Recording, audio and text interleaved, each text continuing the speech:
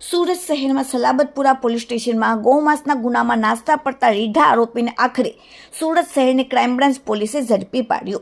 Surat police કમિશનરના આદેશથી સમગ્ર સુરત શહેરમાં ગંભીર પ્રકારના ગુનાઓમાં સંડોવાયેલ લાંબા સમયથી પોતાની ધરપકડ ટાળવા માટે નાસ્તા ફરતા ગુનેગારોને શોધી કાઢવા માટે સૂચના આપતા તાત્કાલિક ક્રાઇમ બ્રાન્ચના માણસો પોતાના અલગ અલગ ટીમો બનાવીને ટેકનિકલ સર્વેલન્સ તેમજ હ્યુમન ઇન્ટેલિજન્સને મારફતે વર્કઆઉટ કરી રહ્યા હતા. ત્યારે અંગત બાતમીના આધારે ડિંડોલી ઇકલેરા રોડ અલમદીન સોસાયટીના નાકેથી ગૌવંશને ગેરકાયદેસર કતલ કરેલ ગૌમાંસના ગુનામાં નાસ્તા ફરતા રીઢા આરોપી રઈસ ઉર્ફે ભૂખડ મતીન શેખ, ઉંમર 50, ધંધો ખાટકી, રહેવાસી ગુલશનનગર ઊન પાટિયા ભિંડી બજાર ભેસ અને મૂળ વતન મધ્યપ્રદેશવાળાને ક્રાઇમ બ્રાન્ચ પોલીસે ઝડપી પાડ્યો.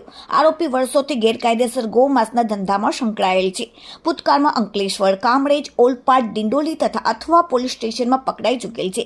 જેમાં અઠવા પોલીસ સ્ટેશનના ગુનામાં જામીન ઉપર મુક્ત થયા બાદ 1 મહિના પહેલા અનસ રહેવાસી ખરોડ ગામ અંકલેશ્વર પાસે ગૌમાંસ મંગાવી તેના સાગરીત રિક્ષા ડ્રાઈવર રઉફ નબી શેખ દ્વારા સુરતના મુકામે અકરમ ગાંડુ, અસલમ તથા સાકિર મુલાનાને આપવા મોકલતા રઉફ નબી શેખનો ગૌમાંસ સાથે પકડાઈ જતા 8 દિવસ સુધી પોતાની ધરપકડ પાડવા માટે તે નાસ્તો ફરતો હતો.